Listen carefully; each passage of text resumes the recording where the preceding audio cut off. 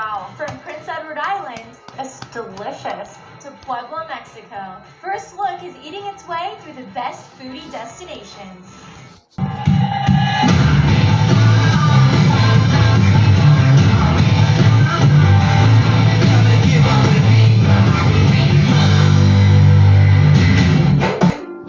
Food tours are tasty, but they're also educational. Because every treat you try teaches you about the people who enjoy it. So our next stop is a city whose food does just that, Puebla, Mexico.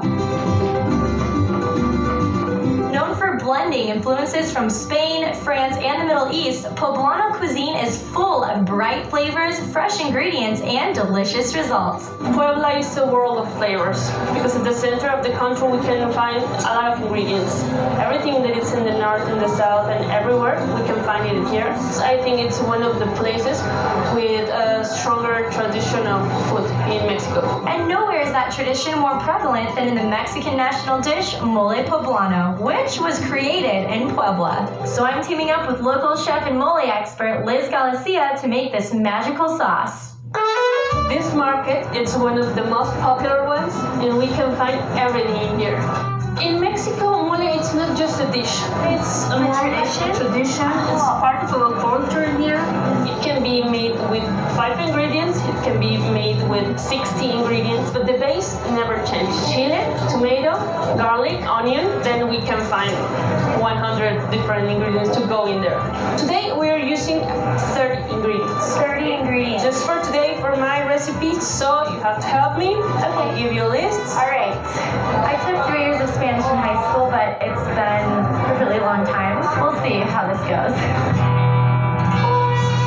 It's time to go shopping. My first task, almonds. I guess 1 bag of almonds. I have a feeling that they don't take MasterCards here. Lots. Okay. Perfecto. Gracias. Hola. Yo necesito chilies. Oh, here. Oop. Gracias. Sounds easier. I'm getting better at this. Hola, buenos días. Necesito un ajo y una cebolla pequeña. Gracias. Necesito también un poco de ajonjolí. Now we need raisins. And I don't know how to say raisins in Spanish. Raisinos? Raisins? Raisins? Raisins?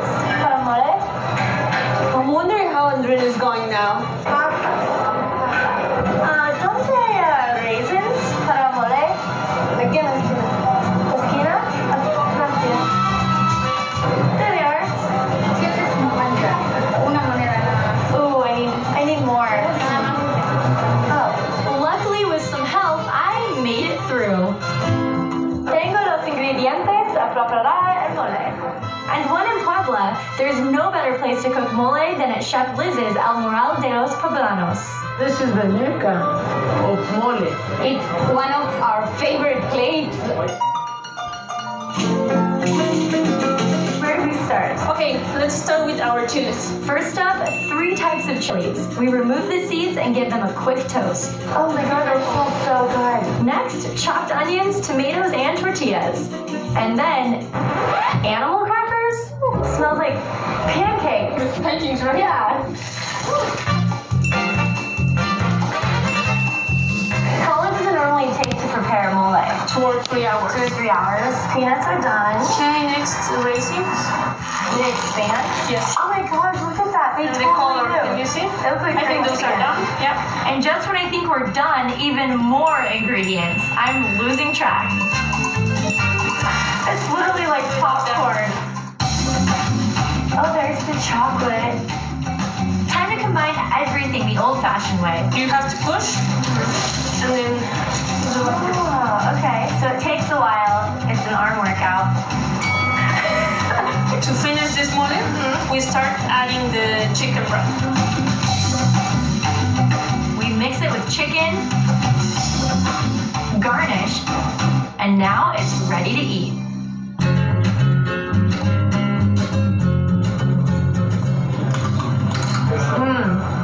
What do you think?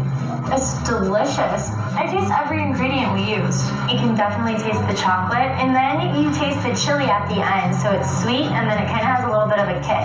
How do you cook it at home? I don't know if I could do this without you. I will try, but I had such an amazing time shopping with you and just learning about mole and creating it. So, salud to mole. Salud. And the first stop on this tour is China, specifically the region of Tibet.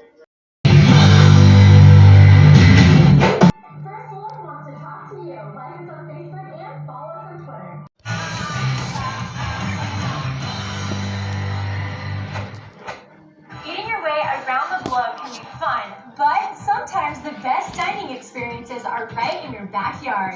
Welcome to the most diverse neighborhoods in the world, Queens, New York. In Queens, there's no shortage of cultures or cuisines, especially along the borough's famed Roosevelt Avenue. And meeting me for a taste is resident foodie Jeff Orlick. So we're in Jackson Heights right now. Tell me about this neighborhood. We're in the cross section of the world. There's little India over here, little Bangladesh, little Manila, Thai town, one of the 5 Chinatowns. People say it's like a mosaic of cultures, because everyone has their own section everywhere. Jeff is somewhat of a local celebrity. Hey man. What's up? How you doing there? How are you? Okay. Known for organizing Roosevelt Ave food tours for more than a decade. And the first stop on this tour is China, specifically the region of Tibet, represented by the athlete named Little Tibet. And nothing screams Tibet more than its native delicacy, momo. So these are beef momos, ground beef, onion, scallion. Do you eat it with your hand? You could. It's very juicy. So let me put a napkin on my lap.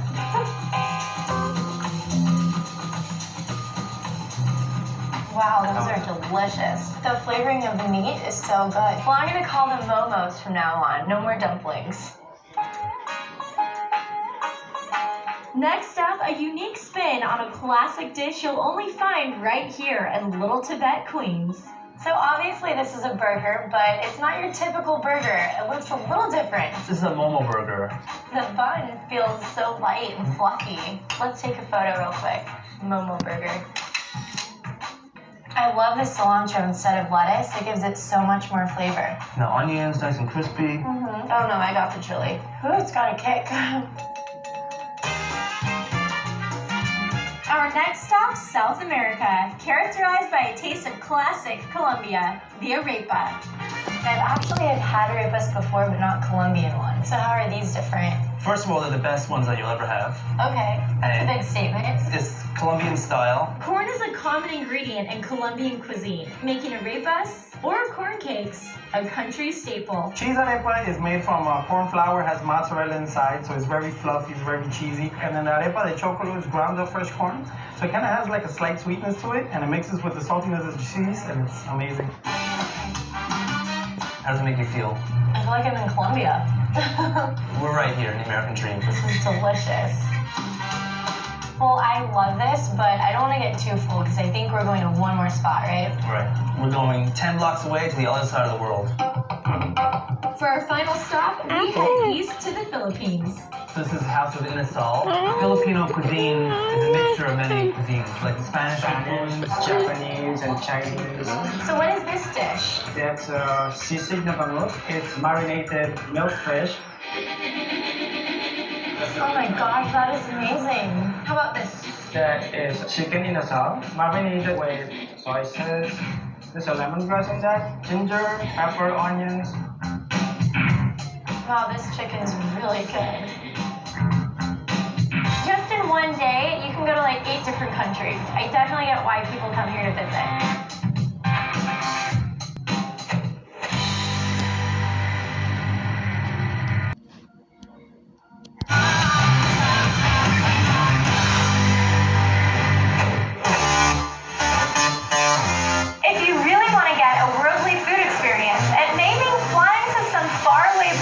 And what better direction than east? That's because food doesn't get more mouth-watering than the street eat scene in South Korea. Welcome to Korea. So I'm getting an authentic taste of Seoul after the sun sets with world-class chef Edward Lee and local actor Michael Lee. So where in Seoul are we? So this neighborhood is called Hongdae. There's 5 major universities in this area. So it's more of a younger crowd. Absolutely. They party here, they drink here, they eat here. It seems like there's a restaurant and a bar in every corner. Speaking of restaurants and bars, how about we go into one? Let's do. If we're going to experience street food, there's no better way to eat it than the way the locals do. After a night at the bars. Okay, so what is this? This is soju, which is a distilled sweet potato. Sort of like a vodka. All right. And then this is makgeolli. Makgeolli, what which is is a fermented rice cookie. It's like cloud, it's a little bit sweeter. So let's start with this. Okay. How do you say cheers in Korean? Konbae. Konbae. This is delicious. I like it. Let's graduate to soju. You're really getting into this Korean culture. That's deceiving. Now that has a kick to it. Yeah, that has a kick. I need some food. Where are we going? We get some street food. Okay. How are you feeling? A little buzz? I got my buzz on just a little bit. And then they appear. Hundreds of stalls and food carts, from fried to sweet, savory, and steamed. So I'm letting the chef pick the right one. All right, now this is the ultimate Korean street food. How do you know which stand to choose, though? Here's a tip. You look at how stylish the grandmother is behind the cart, and that's if you know it's good. This is tteokbokki. Explain what this exactly is. Tteokbokki is actually rice cake. 떡볶이 하나 주세요. 네, 감사합니다. You're gonna love this. I mean, I can already smell the chili, like the spice. Wow, that's really good. It's like a big noodle. It's literally one of my favorite things to eat. I love the chili. It's not that spicy. It's not that spicy. It's a sweet spice. Yeah. I really like this. Edward, as a chef, do you like eating street food? I love it. You know, to me, this is where like real food comes from. I take this and then I'll take it back to my restaurant and maybe gussy it up a little bit. Yeah. But the seed of the inspiration comes from all this Right stuff. here. I love Your it. inspiration. Meat on a stick. I love this. Takgochi, which essentially exactly means chicken stick. And that one must be spicy, right? Yeah, you get to choose your choice of sauces here. You can get spicy sauce, no sauce at all. Oh, wow. 오뎅도 그냥 편하게 먹어도 돼요. You also have to keep your head over the receptacle so that it doesn't drip on your Yeah, shoes. these boxes are there for a reason. It's really good. The street food scene here is so vibrant. It's fun, it's really quick, it's cheap, it's a great option. You can't go wrong because if you don't like something at one stall, you'll find something in the next one. Oh, Audrina, come here.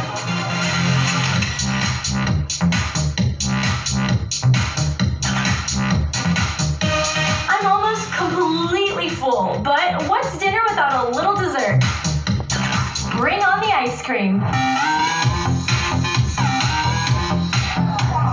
Oh my god, that is so good. Seoul is definitely a place that never sleeps. The streets are always alive, and you definitely can eat and eat and eat whenever you want. I have a very new outlook on street food. It's actually very good. You can go pretty strong all night until someone calls it quits. You guys, I'm tapped out.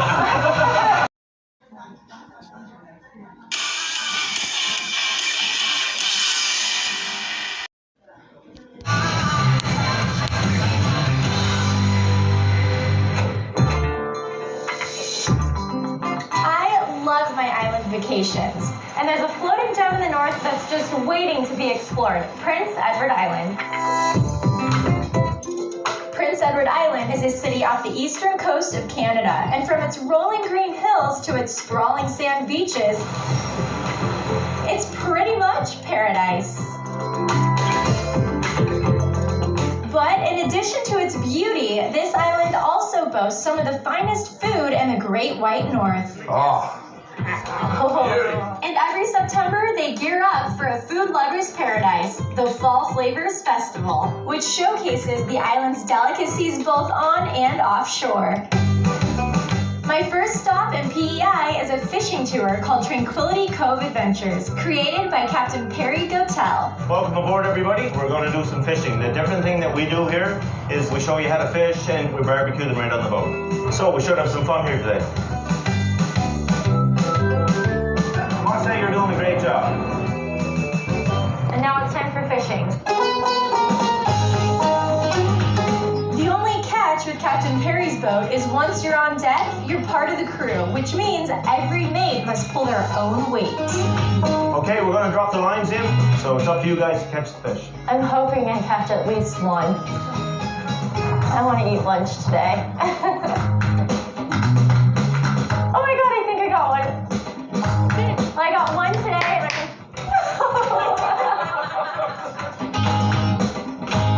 Okay, maybe I'm not a pro quite yet, but I'm always up for some seaside studying. And luckily, Captain Perry also catches PEI's crown jewels, some of the best shellfish in the Atlantic.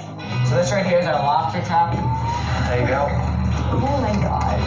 When you're fishing lobster, the first thing you have to do is you take what you call the banner, you slide it over its claw, you twist it off and pull it like that. These young guys down here, they're the best lobsters you can eat. You banner the lobster. I got a lobster!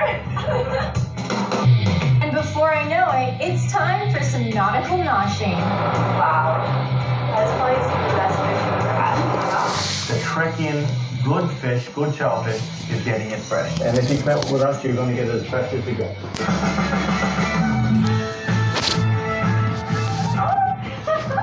Feeling full? It's time to sail back to shore and celebrate with the fisherman's drink of choice. Hear me. And with 3 local breweries, PEI, everything is fresher is better. The freshness. the freshness. And a special beer festival held specifically for fall flavors.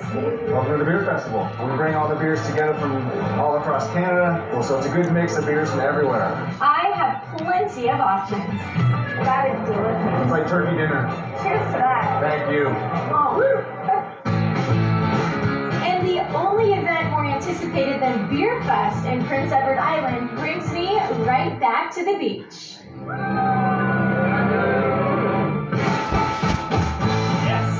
Clam and lobster bakes have been used to cook shellfish for centuries, and today the tradition still holds its ground. How deep down is it? It's probably like 3 feet or something like that. It's not crazy because there's 350 lobsters in there. 350? Yeah.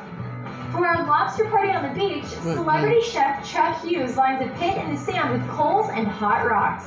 Then he adds lobsters wrapped inside layers of wet seaweed, and finally he seals everything in to steam. We're not doing Are they have a different taste, do you think, cooking it this way? Sure. Yeah? Yeah. Probably way I mean, better. probably like the best way to cook a lobster is in seawater. You know, get that briny, Yes. salty flavor. So basically what we've done here is we kind of recreated that with the seaweed. You can already smell it.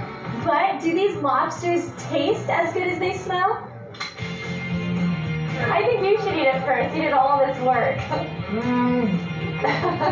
I need like 2 or 3 to be sure. You know, the beautiful thing is there's a bit of a smokiness as well. Like the flavor is kind of really unique from the wood, which you normally don't get with lobster at all. Honestly, once you try this, you'll love it. Yeah. The lobster bake on Prince Edward Island is a feast fit for a king. But the party isn't over yet. We have one more stop. Imagine a 1959 dairy barn restored to its original glory on 92 acres of rolling countryside. Now imagine it converted into the hottest hoedown ever. Well, Mary Beth, I've never been to a barn party, but this is not your typical barn. The barn was actually an active dairy farm, full of raccoons and hay, and it needed a lot of work. And my husband said, let's renovate over the barn. And that's what we did. It's gorgeous. While the hoedown is centered around a pig roast by executive chef Duncan Smith, a spread of local flavors, music, and dancing are all major draws. We're going to welcome Audrina up here. She's going to learn a step.